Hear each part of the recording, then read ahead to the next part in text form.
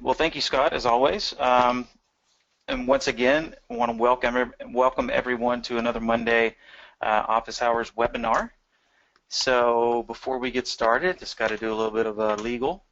I just want to make everyone aware out there that's listening and watching that we at Trade Ideas are not registered investment advisors.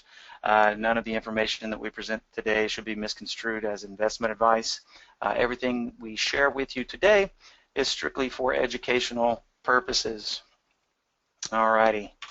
Now that we've got that out of the way, you might see the topics of discussion today. We're going to quickly, review a few of the trades from the positive money lubricant factor window that I think a lot of you have. But if you don't have it and you would like it at the end of the webinar, you can email info@trade-ideas.com to get that window, as well as the volume radar that we're going to be looking at as well. So we'll look at some trades off the money lubricant factor. Then we're going to take a look and spend more time on looking at volume exhaustion for countering trades, and whether that's short-term or long-term is just up to the individual. But I think you'll find it very interesting. We'll be adding information, going over some of the technique that I've covered in previous webinars, but then showing you how to get more results. All right, so what I've got up here today is a long-term daily chart at the top for days, and then down here we've got the 5-minute chart for looking at some intraday patterns. So real quick here, the positive money lubricant factor, which may look familiar to a lot of you. We've got a couple of special filters that come along with this window, and one of them is the efficiency small cap, and as you can see in the upper border up here, the higher number that we're looking for here is the better. All right, so if we just take a look at TANH today, and once again, just to recap from previous episodes, this window is very good for finding the smaller float trades of stocks that have been pretty much beaten down and that might be coming back to life. But the cool thing about this window is it shows us those stocks before the volume comes back into them. And one of the specialized columns that we have here is the volume today percentage. And then we also have a volume float percentage right here, which is percentage of the float traded. And then you can quickly see in this other column over here how many shares are in the float. And just to give a general idea, when you start dealing with stocks that have less than 20 million shares in the float, you're dealing with stocks that are going to move a lot more than stocks with huge floats, simply because there's just less stock to go around. So when the volume does come into these things, it can make for some pretty explosive moves. So here we've got TANH pulled up, TANH. Down here on the 5-minute, and then the long term. So we can see in the long term daily, stocks had quite a wild ride, and now it looks to be back at its lower levels. But the interesting thing to point out today is, sorting by the efficiency small cap column here. It's obviously at the top of the list. Of course, this was right at the close, so these numbers will, obviously vacillate during the market day. But if we just pull up the chart here for TANH, we can see that nice basing pattern.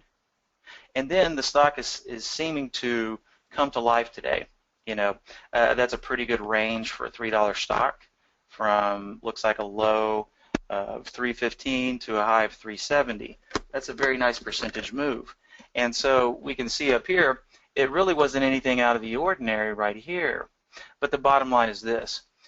This stock is starting to get a little upside pressure with really no significant volume coming into it. So it could be a very good indicator. It's like the water's getting warm, but it's not boiling yet. And so that's when we want to find these bottom plays, when the water's getting warm, so that when that water starts boiling, we're already in it. All right. And so the nice thing to point out about this is that, when we're looking at this chart up here, to expand my chart. Okay. Just so we can get a little bit better look at the action here. Any of us that are going to put this long on here can have relatively decent expectations of what if we're wrong. we can see here that this is so smooth that all we have to do is set our stop loss, a certain threshold below these levels. So, if we draw a line straight across here, we can see that these are pretty uniform bars. So putting a stop loss a slight percentage out of that lower range could probably keep us in this trade. And already being in the trade, the positive thing about that is that we're already in it when that day comes, when the volume comes into the stock and we see it move a lot more than it did today. However, the interesting thing also about this stock and a lot of the plays that come through this window are that, if we had a good day today, chances are that tomorrow is going to be pretty interesting too. Now, whether we give all this run back tomorrow or whether we go higher again, that remains to be seen. But it can never hurt you to scan this list at the end of the day and, take the top 3, the top 5, the top 10, whatever your fancy is there, and definitely watch them on the next open. All right, let's take a look at the next one in the list, NEOT. Well, NEOT, once again, a nice basing pattern. And if we did take the trade, relatively low risk compared to just outside of this range here. So very similar pattern shaping up here. And then let's take a look at MCF. All right, so on MCF, we don't have as much of a basing pattern, but we can still see here that this still seems to be the lower support areas. Yeah, we had all this action up to here. Should have been great for people's trading. And then, of course, we draw the line straight across. We can see it's getting, it just touched on that low again, and it's starting to do its little base dance. Now, this one has probably, it would have been nice to have found out about it last week sometime, because if you would have went ahead and put your long in and put a stop in probably just shy of that wick here, right side out of this one, you'd already be in it on that day when you had the nice upward push. That's always nice. Not to have to get into the trade and fight to make a good entry and then hope that it goes up, but it sure is nice being in some longer term stuff. You wake up, you got a nice gap up, maybe it continues, but the bottom line is the simplicity of this list, and once again, we are talking about a top list here.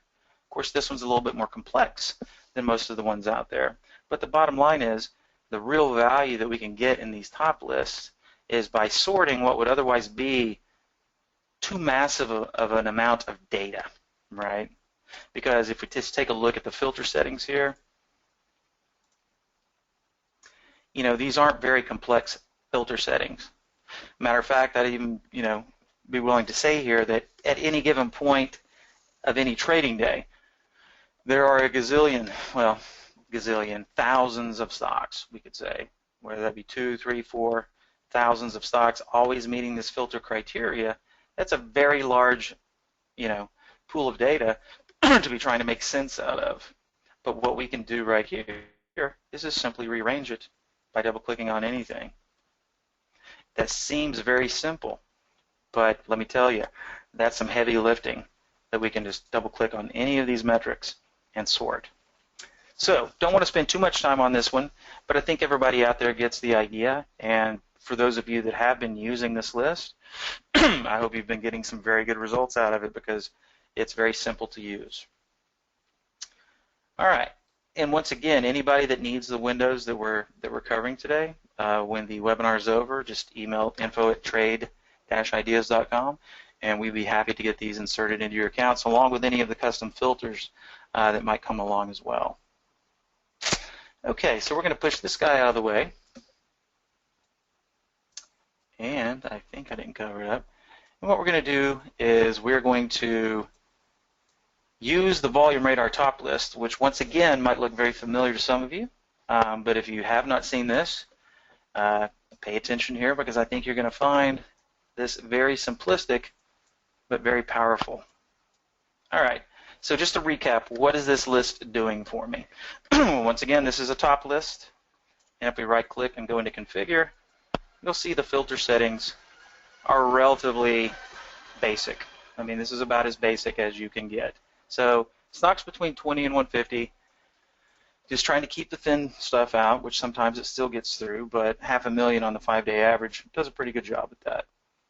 We're just focusing on the U.S. equity markets. I'm excluding ETFs by simply using the exclude functionality. So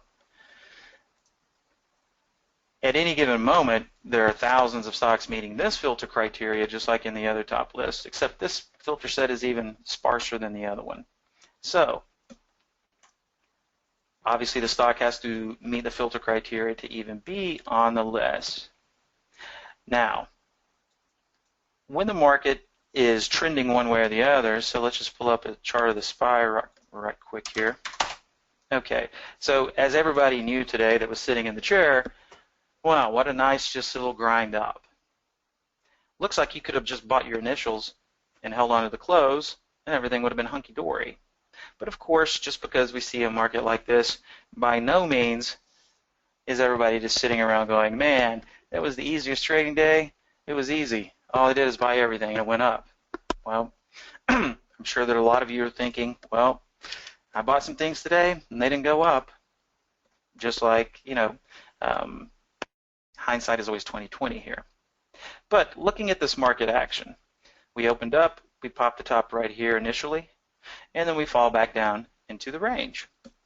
So we can approach this from a let's see what happened at this time, and I believe that's 9:10 here, right here. We're looking at the 10:15 area. So we could go back and look at things that were happening at this point in the day in this top list. So, you know, I'm just picking this at random to start. So take note of the time up here. This list is currently in historical mode, and we're viewing what the list looked like between 10:15 and 10:20 Pacific Standard Time. So what we could do, well, this is what we're doing, but in the middle of the day when we were here, if we were watching this list, we could have gleaned some very valuable information. So we had a little pullback, and then typically when this bar starts forming, you're thinking to yourself, okay, we're trending up. Everything, including the SPY, takes pullbacks before it goes higher. We just finished the pullback, put in this little wick here, and now this bar is higher than the close. Now, if the S&P is the head of the snake, then when the head moves, the body has to catch up. So just because the head has made the move here, by no means that the body has caught up yet. So just because the head has turned here or started to go back up, there are a lot of stocks maybe in the index or maybe stocks that aren't even in the index that are going to get drug along with it. And as we all know, everything moves to the whims of the great magnet, which is the S&P 500, even if they're not in it. So if I was looking for stocks, if I were looking for stocks that were about to go up with the trend here after suffering a little pullback, then what I like to do is pull one of these, resort the list by all stocks that are either on the fade or the short side at their highs, or stocks that are at or close to their lows for the stocks that could be good bounce candidates. So for example, 10:15 to 10:20, I'm looking for stocks that are at or close to the lows, which would be all these guys. But I'm looking for the ones where the volume is drying up significantly. And just to recap here, volume in the 1 minute, 5 minute, and 10-minute periods. A value of 100 is normal volume for any of these time periods. So significantly lower than normal. Not as low as I'd like to see here, but here as well. So there was probably just a little spike, but in any case, this one is definitely worth checking out. So when we pull CCL chart for that time period, here's that 10:15 area right here. Okay, so volume was dried up, stock's right at its lows, and it's, it doesn't take a whole big leap of faith here to buy that stock anywhere in that candle, and just simply use the lows of the day as your out. And you would have seen, had you put that trade on in that capacity, you would have gotten a very, a low risk trade that eventually worked, simply because the volume was drying up in the stock. Procter & Gamble. Everybody knows Procter & Gamble. They make just about everything under the sun. So if we pull up Procter & Gamble during that time, and these are the numbers that really get me excited. 100 is normal, so not even 10% normal, at that level. And if we come look at the chart, let's see here. The 10-15 area was right here. Now, if we were using the lows, we probably would have got stopped out. But, typically, if it's a big stock like Procter & Gamble, if you're looking at the longer term, we could have drawn a line from here. And, the bottom line is, depending on how much you want to risk, when we look at this stock, it only moves in dime increments. So, it might have gotten stopped out if we were sticking to a hardcore stop, but if you're willing to put 15 cents on the line here, which would have been 76.10, and we bottomed out at 76.05. So still a good bottoming opportunity for a big S&P 500 company stock that hasn't yet caught up to the head. And we can keep looking at these stocks. H was another good one that worked today. 10-15 right here, and it had already put in a nice little bottom. So right about here, 10-15 would have been a great entry. Stop loss just down here, and a nice push to the upside. All right, let's see. This is another one. This one wasn't quite as exciting, but the RSG, looking at the 10-15 bar here, not quite as exciting, but if you bought it and used the lows, the wicks as the out, you still got the push. All right. So just wanted to reiterate that just because, we see a chart like this today, now it can make your life easier if you're already well positioned, and you're just watching your long money pile up. But when it comes to, looking for a trade, looking for a good entry, trying to figure out how can we figure out when these pullbacks are going to come and when they're over, this is a very powerful metric to do that. So, we can pivot off of the SPY if that's what we want to do. We have to be a little bit proficient, because most people, once they saw the SPY pop the top here, and then they see this candle, that's always a good indicator that, this one started inside of this body. That's always a good indicator that things are, topping out. Now, that has no bearing on what's going to happen, in the longer term future. So, we can focus on pivotal moments in the SPY and play the game to catch the stocks that haven't adjusted yet by quickly resorting the list. Or we can use it throughout random times of the day. We don't have to key off of the SPY. So a good example of that would be doing something like this. Any time of the day. What I've done here is I've installed change in the 60-minute period. So how much a stock has either went up or down in the past hour. So, for example, let's see here. Let's go the other way first.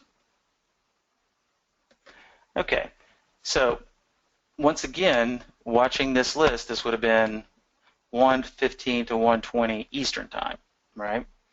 I resort by stocks that are down the most in the past 60 minutes.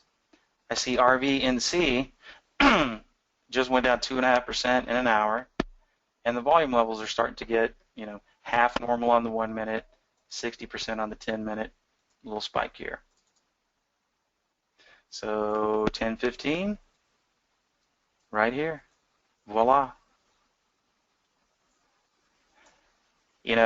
It just doesn't get any more simple and powerful as what you're seeing right here.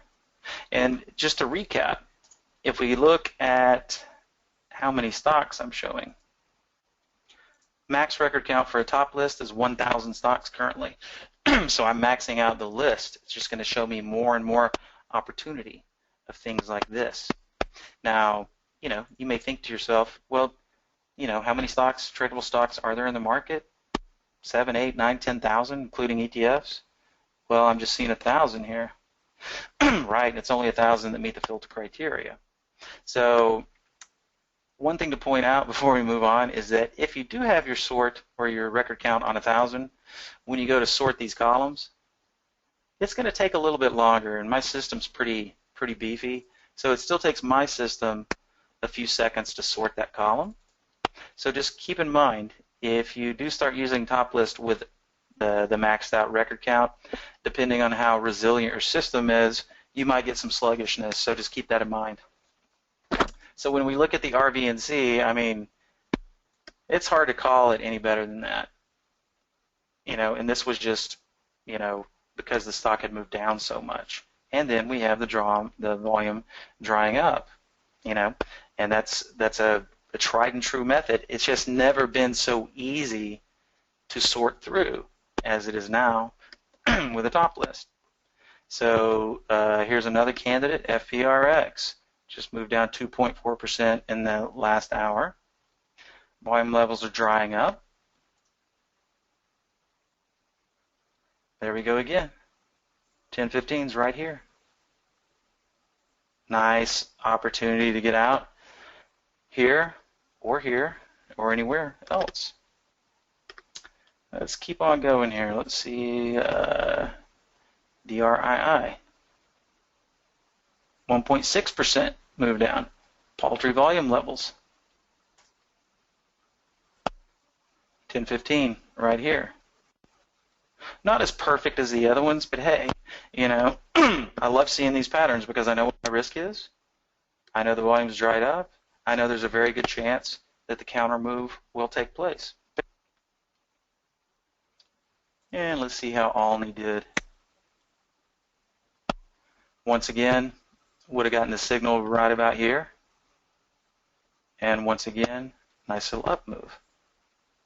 So I think what you'll find by manipulating these lists in this capacity is you can key off of the major indexes, or you can use these windows all throughout the day because, capitulations, everybody likes to see the bottom, the V bottom on the stock, or maybe it's not quite as severe, and, be one of the people to have, not gotten it quite at the bottom, but gotten that nice fill down there.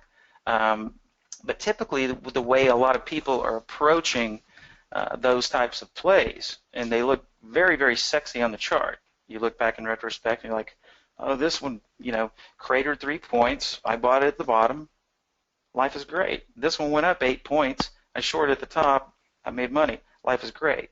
Well, that's what we think, looking at those charts in retrospect, and it's what a lot of people are drawn to. But, what a lot of people out there don't realize before they start trying to embrace that strategy is that it is one of the, if not the most difficult forms of intraday trading that there is. Bottom picking, knife catching, catching knives is a tricky business. And if you don't catch it just right, you're just going to get all cut to pieces, and then pretty much you can't even use your hands. Now, the same thing happens on the upside. Stock moves up 3 standard deviations, and people are like, it can't go up anymore, I'm going to get short here. Well, it ends up going 6 standard deviations. And I doubt very seriously that people want to sit there and average in every standard deviation, because that can get your guts churning really quickly. So this is kind of a backdoor way to approach exhaustion plays to the downside and the upside, and to do it with pretty uncanny accuracy just because of the sheer amount of data that we can sort through here. So let's do this. Well, obviously, these were some golden plays right here. RVNC, FPRX, DRII. But if we're looking at my filter assortment here, we can see that, I'm using stocks between 20 and 150. Well, these guys happen to fall, between 20 and 40 bucks. So I could get a lot more of these types of plays by doing the following. Duplicate the list and just apply some different filtering for the min-max price. And of course, we could just do whatever we wanted to here, but let's say we take it over 40, and on this one, we only want to see stocks 40 through 60. Make sure my record count is good. Okay, I've got this one maxed out as well. Now, we should see a much different universe of stocks. All right, so would SGen have been any good there?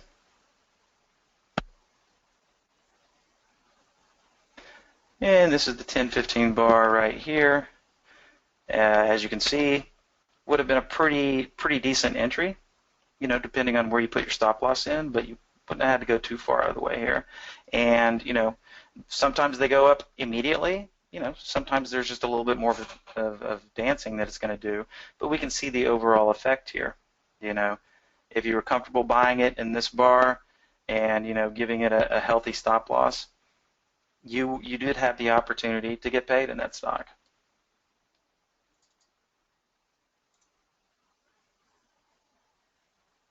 This one right here, 10-15 would have been right here after putting this nice little bottom. Would have had, plenty of time to get paid in that stock as well. So you can see here, since each stock, this is now 1,000 stocks just between the price of 40 and 60. So, think how creative, basically you can produce as many of these plays as you can handle in a day by duplicating the windows here and, hey, okay, if I go, increments of $2, show me all stocks between 52 and 54. Do I get a full 1,000? If you do, you can keep slicing it up even further.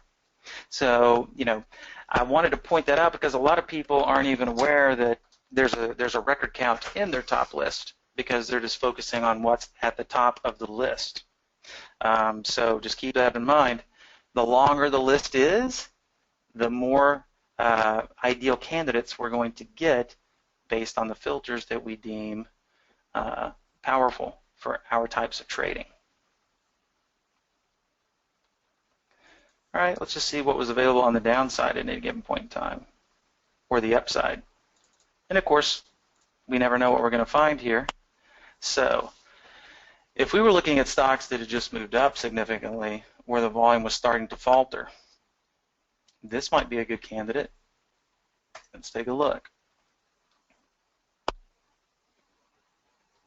Okay.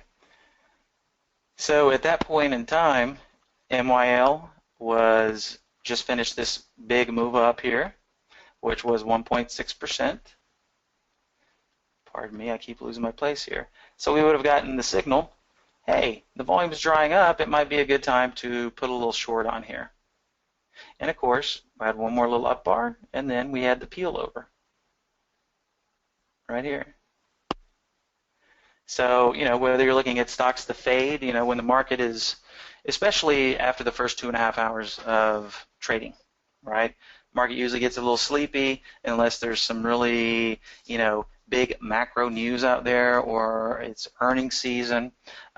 For a market, once we go range bound, at any point in time, ideally after the activity of the first 2.5 hours, is when to start really perusing these lists, looking for the ones that are at their tops and their bottoms where the volume is drying up.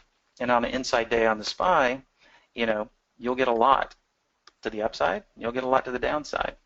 So, I think I did my best to explain how I'm using these top lists to find little capitulations, those volume exhaustions. So at this point, Scott, I think it's a good time to open the floor up for questions. All right, that sounds good. We had some questions about the volume radar thing. I know some of that. Sure. It basically, is it custom? It is, right? You have to have a custom formula in there, correct? Well, there's only the only custom filter that exists for this one is the 1 minute volume, because in the top list native format only 5 minute is available, but it's So if people very want easy that for and the us. custom formula, probably the best thing to do would just be to email info at, and then you can reply or someone else can send them that. Correct, and we've got someone set up to send out everybody not only the cloud link for the window, but input the custom formulas as well. All right, excellent. So if anyone has any questions, please direct them to the questions panel now. We'll be looking through that. What time frame is usually advised for the volume radar scan? 10 minutes? Well, for example, I watch a 5 minute intraday just because that's the time period that I favor, right? Easy for me to read. I can see detail, but not too much detail. 1 minute's a little too busy for me. 10 minutes is not long enough. I mean, is too big. So, I would say try to stick to the 5 minute candlesticks so that you can see the action better. But really that's just a personal preference. What we're looking for here is the volume drying up on the 1 minute, 5 minute, and 10 minute. A lot of times you'll start to see it dry up here, but then the stock's just taking a breather. These necessarily aren't coming down a whole lot. So the really ideal ones are going to be the ones where, we're significantly below 100 on all levels. And for example, sometimes I sort the list like this. I'm like, okay, let me just see all the stocks where the 1 minute volume is dried up completely. So I resort by this column, and then I'll go target the ones that are at or close to their highs by the cylinder, or the ones that are close to their lows by the cylinder. So, at that time of the day, I mean, there wasn't anything going on in H, all right? So if did we you pick look that time of day in advance of the session? We did have a question about why the scans are at 10:15. I'm just picking a time. The reason we were looking at 10:15 today is because we were looking at correlations in the SPY. Okay, and so the correlation of the SPY breaking out, we originally just started randomly with, okay, how can we predict that other stocks are going to do this, right? And that's by keying off of the SPY and then trying to find the stocks that have not caught up yet. So that's the only reason that 10:15 was targeted, but I could have picked anyone at random. Cool, thank you. Does anyone have any other questions? We seem to kind of dried up there. Or is the presentation, everyone's attention was so rapt they didn't have any questions to ask? Well, and by the way, since I resorted by 1 minute volume here, I'm like, hey, H might be good. Look, 0, 9.7, and not even 40% on the level. Once again, at the 10:15 time period. Well, by the way, here's the 10:15. Would have loved to get long here, but a stop down here and get this. Well, if there's no other questions, in the meantime we're waiting for people to ask, you could probably put it on the slide number 4 so we can look at that code. Oh, here we go. Sure. We got Jonathan asking, do you tend to run your scans on the 5?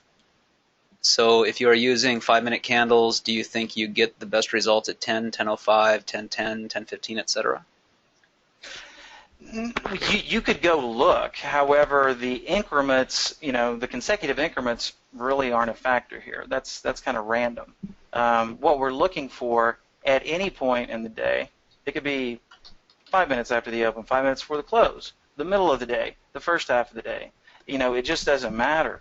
If you're finding stocks that have just made big moves down or up, and big can be different for everybody, but if we're sorting by, say, for example, this column, stocks that were up 2.2% or 1.7% in the past hour, and the volume is drying up, are good candidates for reversals, whether it's a reversal to the upside or the downside. So whichever time period you choose to watch that's easiest for you to read is what you should read. But if you're trying to do this activity, I would keep it to the smaller time frames, the 10 and the 5-minute time frames. We're just using 1, 5, and 10 here because these are the smallest time frames that Trade Ideas can see. 1 minute, that's the smallest. So we can tell, if that volume is drying up, we want to know the 1 minute metric because we get that information sooner. If the volume started drying up in minute 1 of a 5-minute block, and then you had to wait 4 minutes for that 5-minute candle to close so that the system could compare it, you're losing time and you're losing opportunity because the stock may have already done what you hoped it would in that 4-minute period. But you need the answer now, so that's why I'm using the 1 minute. It's simply verification that volume is dried up on the 1, 5, and 10. That's the pure takeaway here. Can you sort by 1 minute volume? And also, this person wants to see post RNG percent sorting to green. Post RNG. That column. Oh, you're talking about the position and range. Yes, this is the position and range column. So if I wanted to, let's say the S&P had put in a topping pattern and fallen back down into the range, right? So what I'm thinking is, okay, we're not going to be going anywhere. It's after the first 2.5 hours, we just put in a top, we're falling back down to the range. The volume on the SPY itself is not very high. So I'm thinking that a lot of stocks might mimic what the SPY did, which is take a pullback from the top and go range bound. So if I wanted to resort by all stocks that were at or close to their high, I would double click on this column. So this is a meter right here. If it's buried all the way to the right, the stock is at its high, and if you hover your mouse over the cylinder, 100 means it's at the 100th percentile of its range today. Now, if we saw a little bit of daylight here, of course we're going to get not 100 reading, but 96, 96.5. That simply means the stock is not at its high, but it's in the upper 96.7th percentile. So these would be all the candidates for the position of the stock.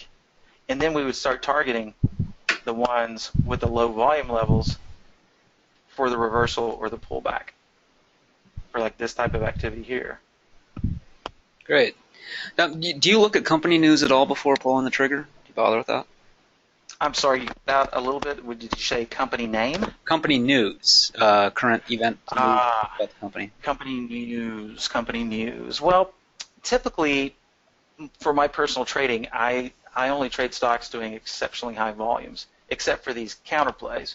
They're different. They're a little bit different of a game. Now, most of the time, if there's news out on a stock, I can quickly see that, not through trade ideas, but simply because of the action in the stock. And then if I need verification that, yes, indeed, there's actually, something going on in the stock, I can always just go to one of the news services.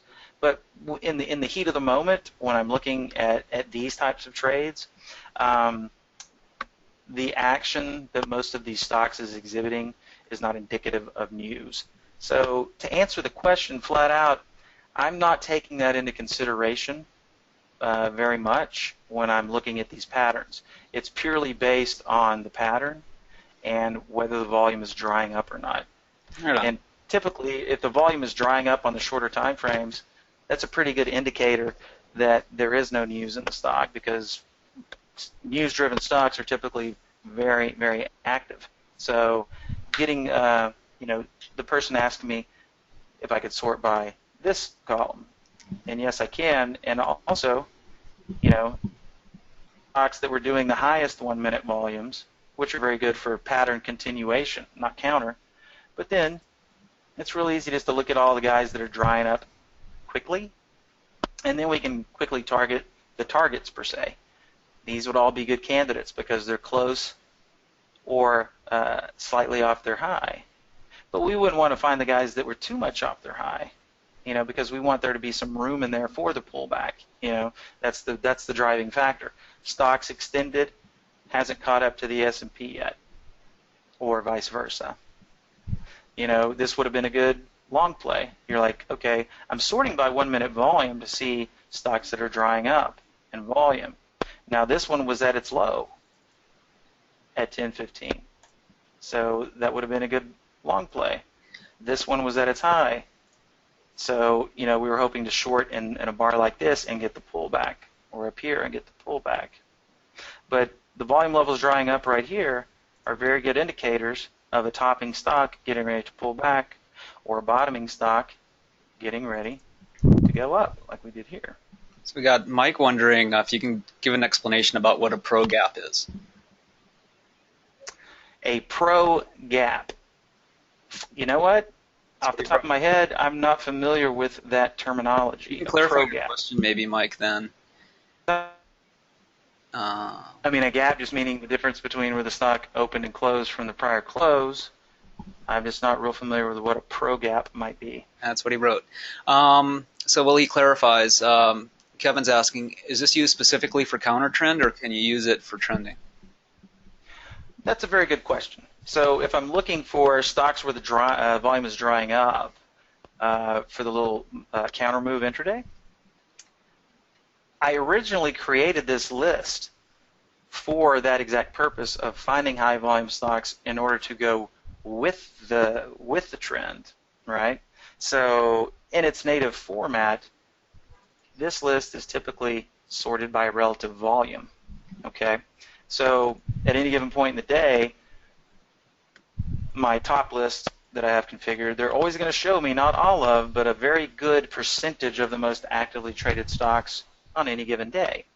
So if I'm sorting by relative volume, of course, relative volume is an X factor.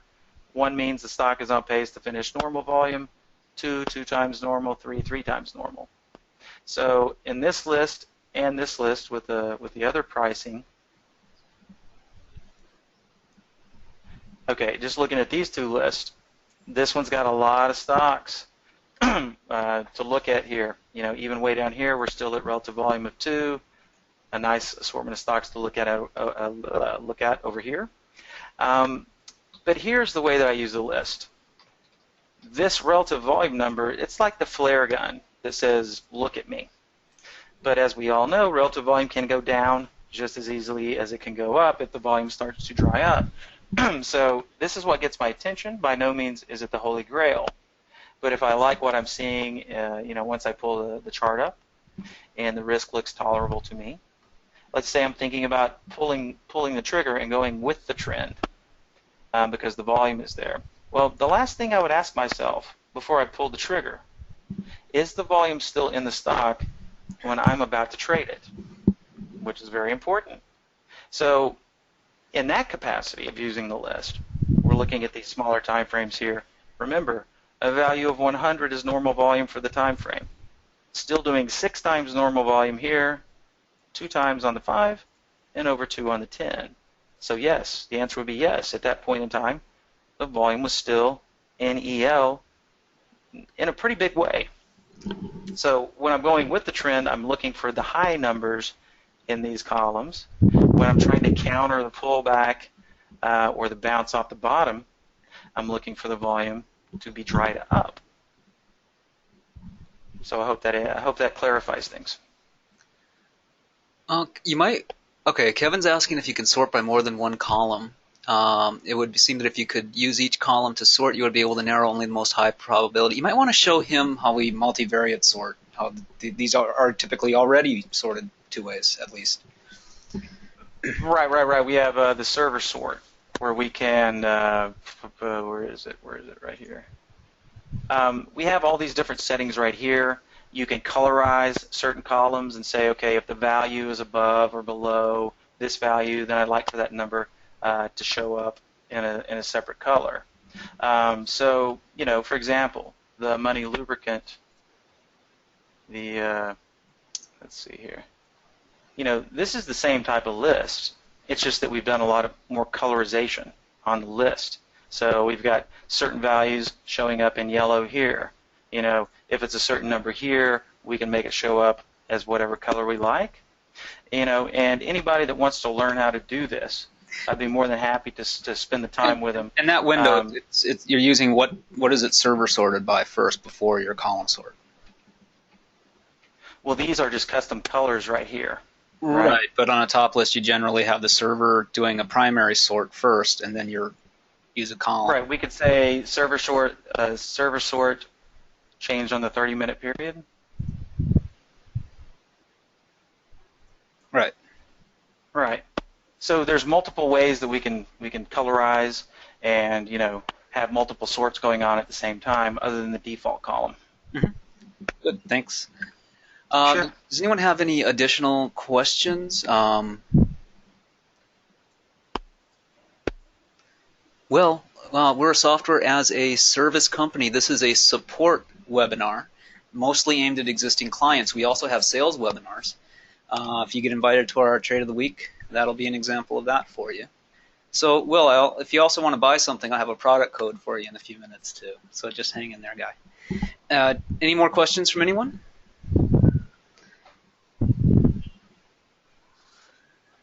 Yes, the top list refresh 30 seconds, Jamie? Every 30 seconds, yes. Excellent. Kevin, it's only stocks, North American stocks and penny stocks. Yeah, you're welcome, Frank.